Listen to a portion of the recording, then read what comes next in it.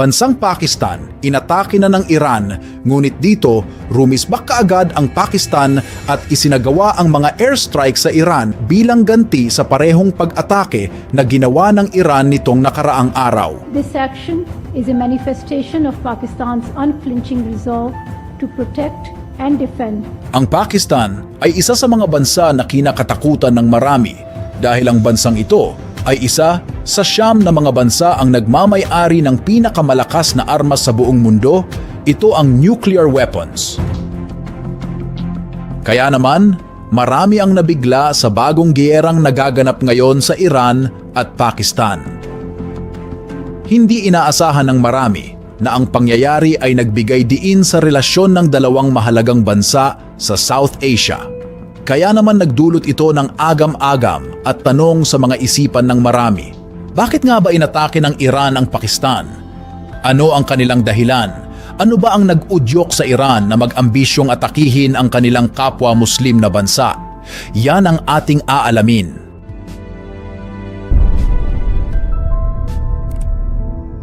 Sa gitna ng tumataas na tensyon sa pagitan ng dalawang bansa, nagsagawa ang Pakistan ng serye ng nakamamatay na military strikes sa mga inaakusahang kuta ng militanteng separatist sa loob ng Iran. Ito ang pinakabagong pangyayari sa kanilang mga border. Sa mga pinakabagong atake, nito lamang parehong nagkalat ng takot ang Pakistan at Iran sa teritoryo ng isa't isa sa kabila ng tumitinding giyera na nangyayari sa gitnang silangan o maging sa Ukraine. Kaya naman dito, ang mga pagkakamali ng Iran, 2 bata ang nadamay sa pagpapalipad ng mga missiles at drone attacks sa lalawigan ng Balochistan. Ang pangyayaring ito ay itinuturing ng Pakistan na isang bilang paglabag sa kanilang teritoryo. Kaya naman dito, umuwi ang Pakistan ng kanilang embahador mula sa Iran at nagbabala ng masamang kahihinatnan. Ayon sa Iranian Foreign Minister, ang mga ataking ito ay tanging para sa mga Iranian terrorist na naroroon sa teritoryo ng Pakistan at itinatanggi na walang mamamayang Pakistani ang nadamay.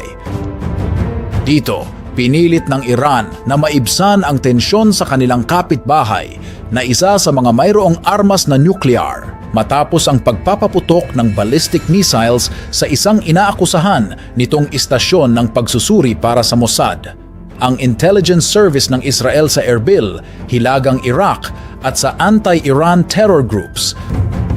Sa Syria ay isinagawa ng Revolutionary Guards ng Iran ang mga pag-atake.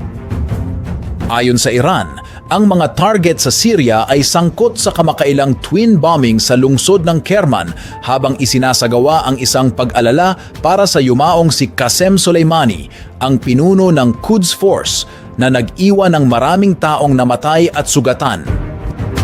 Ayon naman sa Iran, na ang mga strike sa Iraq ay bilang ganti sa mga aksyon ng Israel na iniulat na pumatay sa mga Iranian Revolutionary Guard commanders. Ang Iran ay naglulunsad din ng mga atake laban sa mga puwersa ng Israel sa pamamagitan ng kanilang mga taga-suporta, ang kanilang mga regional na proxy. Sa Red Sea, na isang mahalagang daanan para sa pandaigdigang kalakalan, ang mga rebelde ng Houthi ay nag-atake din sa mga militar at komersyal na barko ng kanluran ng maraming beses.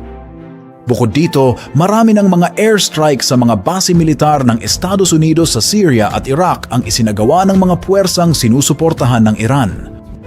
Ang Hezbollah, na isang militanteng grupo, ay patuloy na nakikipaglaban sa mga sundalong Israeli sa border ng Lebanon at Israel, mula pa noong umatake ang Hamas noong Oktubre 7 sa Israel.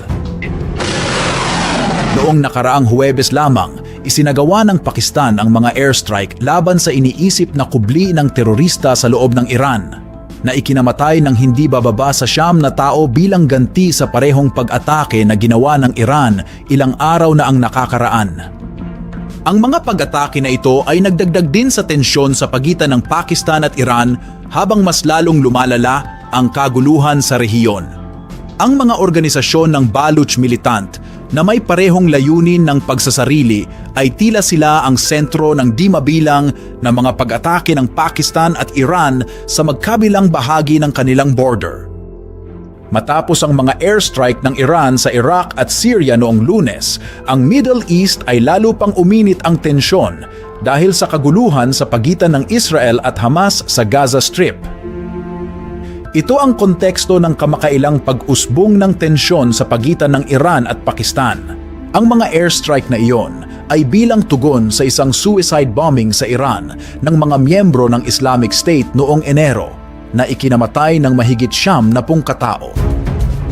Ayon sa mga nag-aanalisa, maaaring may bahagi ang mga pambansang hadlang sa politika sa pag-udyok ng mga bombing noon.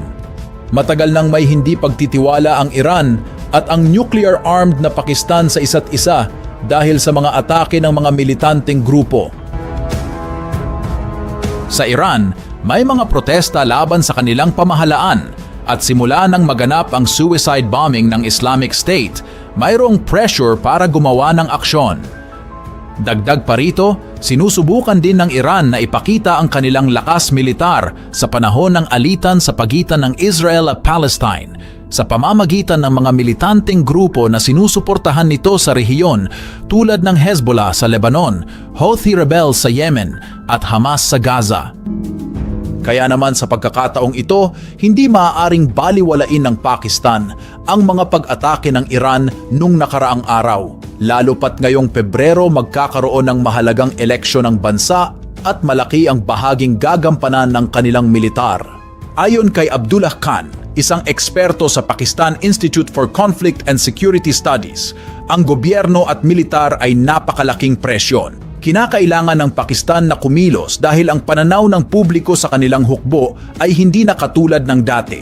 Ang dalawang bansa ay itinulak na maibsan ang sitwasyon ng United States, China, UN at iba pa sa pagdeklara ng kanilang matibay na determinasyon na protektahan at ipagtanggol ang kanilang pambansang seguridad laban sa lahat ng panganib. Si Anwarul Haq Kakar, ang acting Prime Minister ng Pakistan, ay umalis sa World Economic Forum sa Davos, Switzerland. Umalis ng maaga upang bumalik sa kanilang bansa. Nakatakdang magtagpo ang mga pangunahing opisyal ng Pakistan, kabilang ang pinuno ng kanilang intelligence, ang mga lider ng kanilang sandatahang lakas at iba pang mataas na opisyal ng gobyerno kasama si Kakar.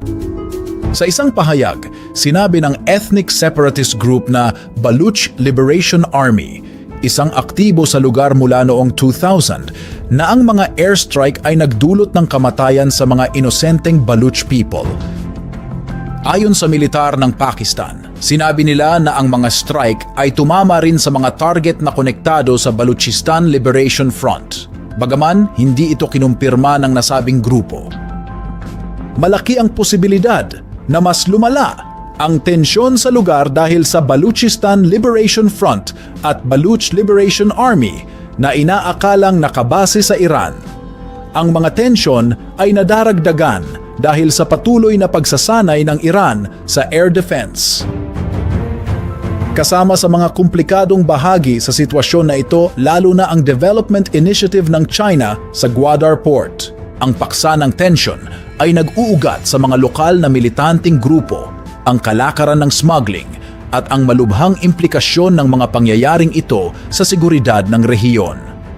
Ang pagtutok sa militar at ang pangako ng retaliation ay nagpapalala sa sitwasyon, lalo na't parehong bansa ang nagtuturuan at nagpapakita ng kakulangan sa tiwala. Dito, ipinakita nito ang kritikal na aspeto ng regional na seguridad at kung paano ito maaring maging bahagi ng mas malawakang issue sa gitnang silangan.